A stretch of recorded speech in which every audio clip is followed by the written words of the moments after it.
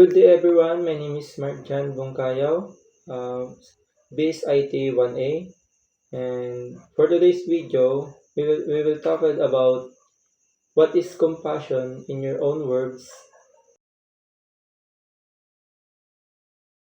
Compassion ay isang taus-pusong malasakit sa kapwa. Hindi lang ito basta awa.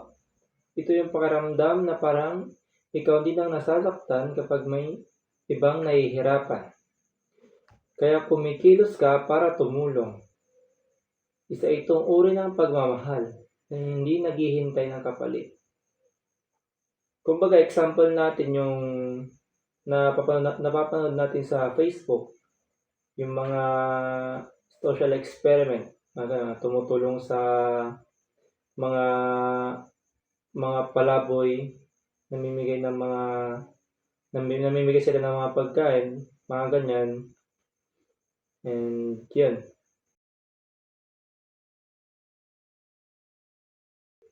Paano nga ba ipinapakita ang compassion? Sa kapwa o sa iba pa? Sa kapwa-tao, ipinapakita ito sa simpleng pakikinig sa may pinagdadaanan, pagtulong sa nangangailangan, o pakikiisa sa mga hindi napapakinggan. Kumbaga sa pakikinig sa may pinagdadaanan. Kumbaga yung isang tao is, example yung friend mo is may pinagdadaanan siya. Ikaw na friend niya is willing kang pakinggan kung ano man yung pinagdadaanan niya. Which is yun ay mas nakakagaan ng loob para sa kaibigan mong may matinding pinagdadaanan. Next. And hindi lang sa tao may apply ang compassion is pwede rin sa kalikasan. And sa kalikasan naman, ang compassion ay makikita sa pag-aalaga sa ating kapaligiran.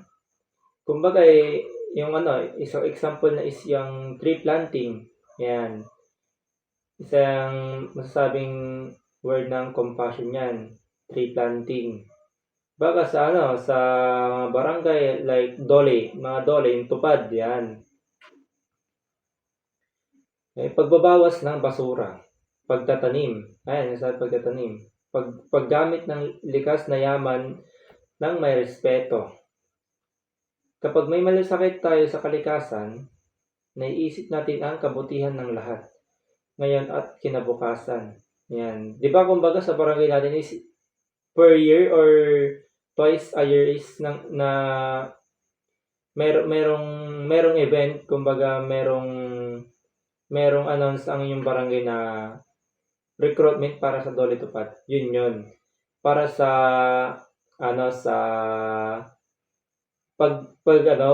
pag-maintain ng barangay sa kalinisan. Ayan, kalinisan ng barangay. Kauunlad ng barangay. Yun.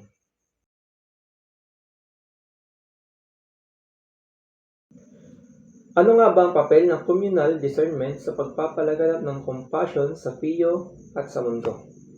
Ang communal discernment ay isang makabulang proseso ng sama-samang pagdinilay, pakikinig, at pagkilos bilang isang komunidad.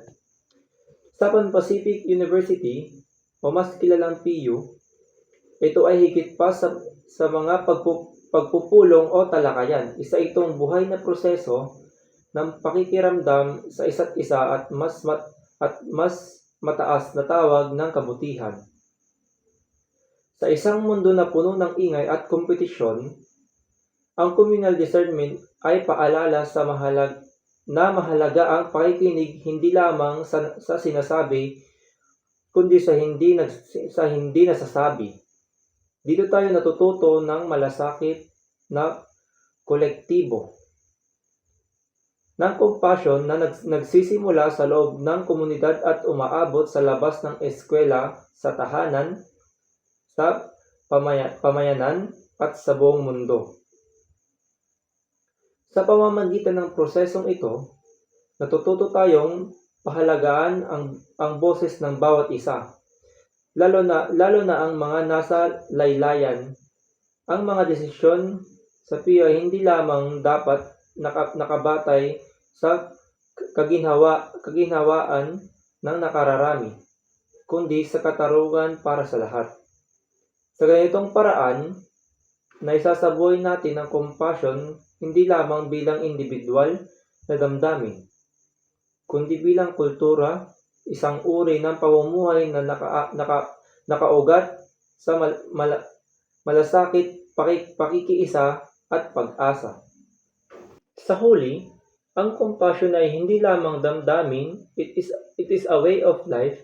Sa itong panawagan para sa pagiging mas makatao, mas mapagkumbaba at mas bukas sa pananagutan.